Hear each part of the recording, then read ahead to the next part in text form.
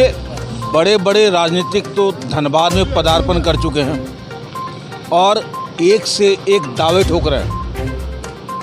हर बार धनबाद में भाजपा की सरकार रही है, अक्सर रही है। इस बार भी कमल छाप से जो है राज सिन्हा जी फिर उभरे हैं चौथी बार। तो भाजपा का ये सिटिंग सीट कहा जाता है धनबाद का। लेकिन सवाल उठता है कि धनबाद वासी का कहाँ तक और कितना विकास हुआ है और क्या चीज़ में विकास हुआ, ये भी जानने की बात है।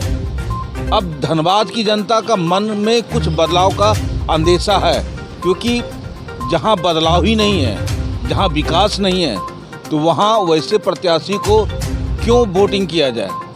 नए को चांस दिया जाए, नए को मौका दिया जाए और जो सही प्रत्याशी है उसे ही चुना जाए। तो अभी एक हमारे बीच में है कुमार कौशल जी, जरा उनसे पूछते हैं कि वो धनबाद विधानसभा में खड़े हुए हैं और अब इनका एजेंडा क्या है और किस मापदंड के तहत ये विधानसभा में पहुंचेंगे।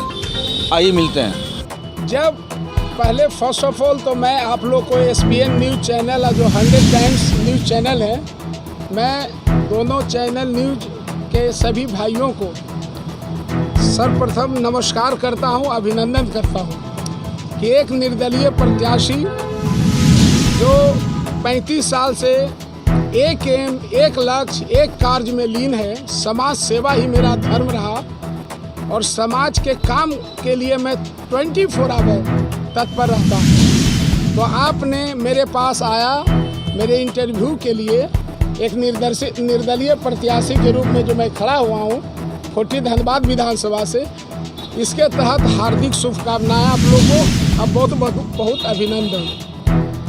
24 साल हो गए झारखंड का अलग हुए।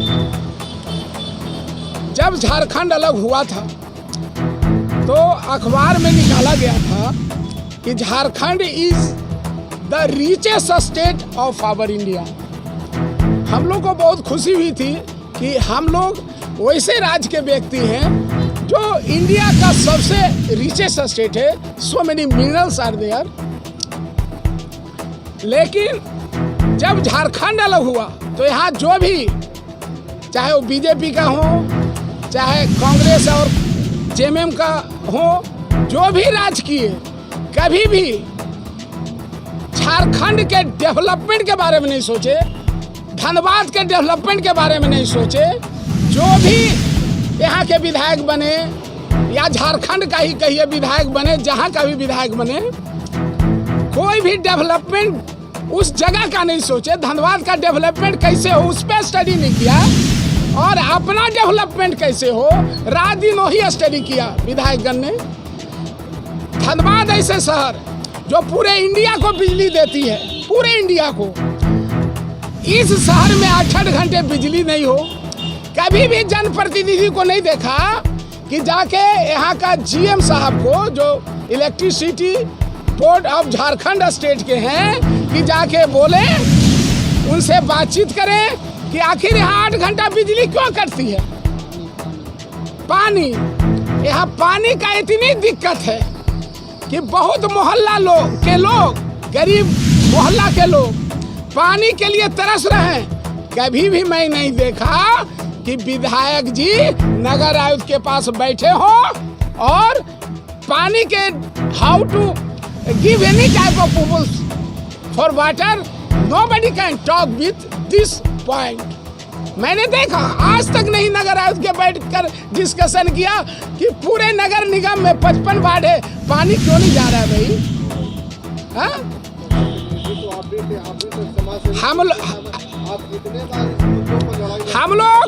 हम लोग ने टेंडर निकाला था जब हम लोग थे पार्षद में, तो मेयर साहब के थ्रू, सुन लीजिए, नहीं पार्षद में लोग जब चुने गए थे तो जैसे मेरी वाइफ पार्षद हुई, मैं तो पार्षद था नहीं, मैं तो प्रतिनिधि।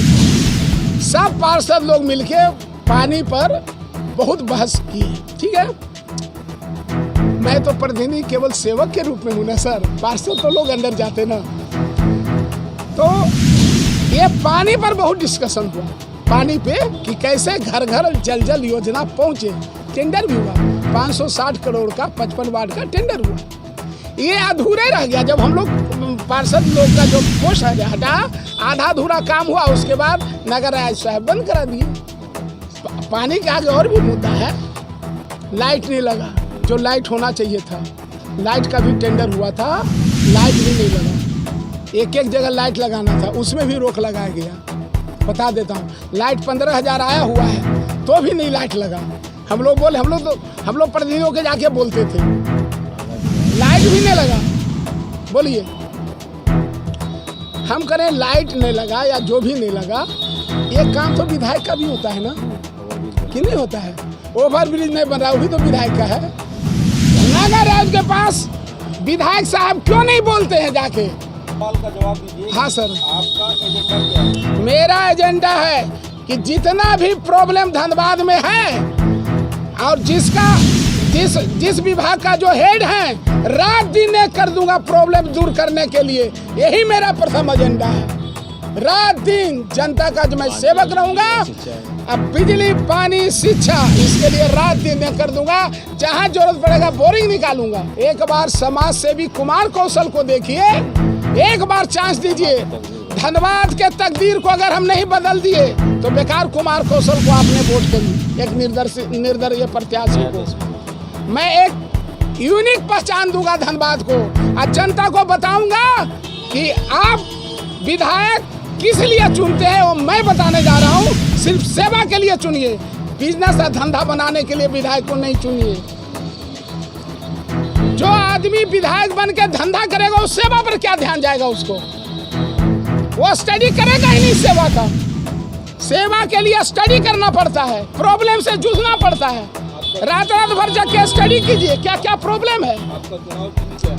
मेरा चुनाव चिन्ह चारपाई छाप है, जिसको आप लोग मगही हिंदी में खटिया भी बोलते हैं और अंग्रेजी में कोट बोलते हैं। सर जी, हमारे गोपाल बाबू से जरा इनसे पूछते हैं कि धनबाद की राजनीतिक में आप जो चहल पहल जो हो रही है, कांग्रेस, भाजपा, अन्य दल, तो इसमें कुमार कौशल जी कहाँ नजर आ रहे हैं? देखिए, धनबाद की जनता जो है वो बारी बारी से सबको देखा है, कांग्रेस को भी देखा है और धनबाद में जो है भारतीय जनता पार्टी के विधायक को भी देखा है। मगर धनबाद की जो समस्या जो है ज्यों को त्यों बना हुआ है। मेरा कहना यह है कि धनबाद में जो है जनता जो है त्रस्त है। अगर आप निकल जाइए अपने काम के लिए, अगर काम जा रहे हैं ड्यूटी पे, आपका ड्यूटी जाने का समय है 8 बजे और आप घर से निकल रहे हैं 7 बजे, तो भी निश्चित टाइम पे आपको पहुंचने का कोई गारंटी नहीं है, क्योंकि रोड में इतना जाम लगा रहता है। ओवर ब्रिज जो कब बन जाना चाहिए,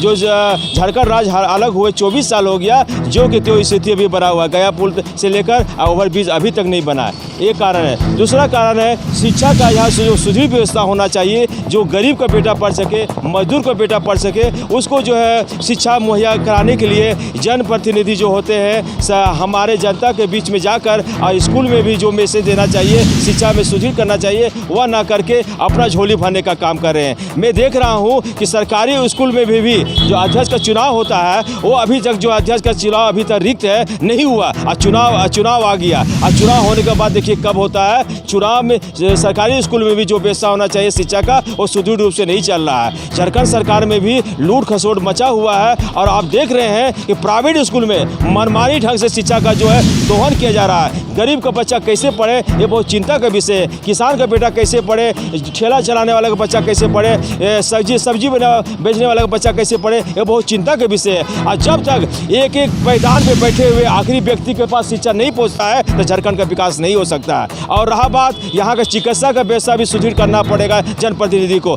जो प्राइवेट हॉस्पिटल है वो मनमानी ढंग से लूट का काम कर रहे हैं। देखिएगा, आप जाइएगा तो जो है डॉक्टर का फीस जो है कहीं 600 रुपया है, कहीं 700 रुपया है, और जो जांच के नाम पे जो है जनता को जो दोहा जा रहा है। मैं कहना चाहता हूँ खास करके जनप्रतिनिधि से कि शिक्षा में लगाम लगाना चाहिए कि सुदृढ़ शिक्षा मिले और चिकित्सा भी सुदृढ़ रूप से हो, क्योंकि यहाँ का जो DO होते हैं और यहाँ का जो शिक्षा पदाधिकारी के अलावा जो है जो चिकित्सा पदाधिकारी होते हैं उनसे जाकर मिल के बात को रखना चाहिए, डीसी से मिलना चाहिए और हर एक प्रत्येक स्कूल में एक फीस निर्धारित होना चाहिए कि इसको इस ढंग से ये हॉस्पिटल को आप निर्धारित समय से चलाएं और इतना फीस लें, जो अभी तक कोई जनता प्रतिनिधि ने किए हैं। इसीलिए मैं कुमार कौशल को लाइक करता हूं, क्योंकि ये वार्ड नंबर 21 के पार्षद पति होते हुए भी ये पूरे वार्ड का काम कर साथ साथ जितने भी इनको जनता कोई भी वार्ड का आते हैं एक काम करते हैं, सुदृढ़ रूप से लेकर चलते हैं। और मैं चाहता हूं कि धनबाद की जनता से मैं अपील करना चाहता हूं,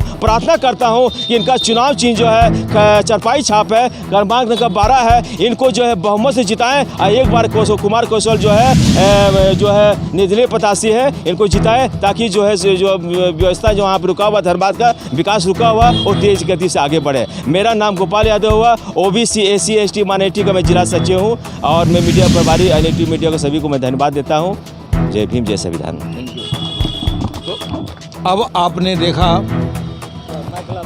कि गोपाल जी जो है ताबड़तोड़ जो है प्रहार कर रहे हैं यहाँ के प्रतिनिधि पे, और ये जायज़ भी है कि यहाँ पे बहुत सारी कमियां हैं।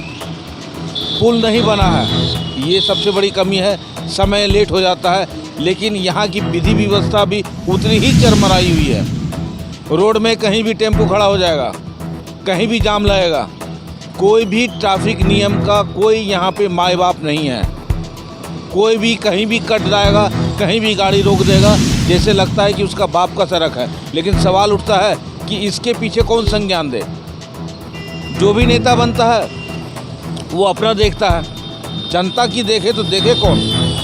अब सवाल है कि जनता किसे चुनती है, बड़ा दल या वो वैसे प्रत्याशी को जो सही में काम करना चाहता है।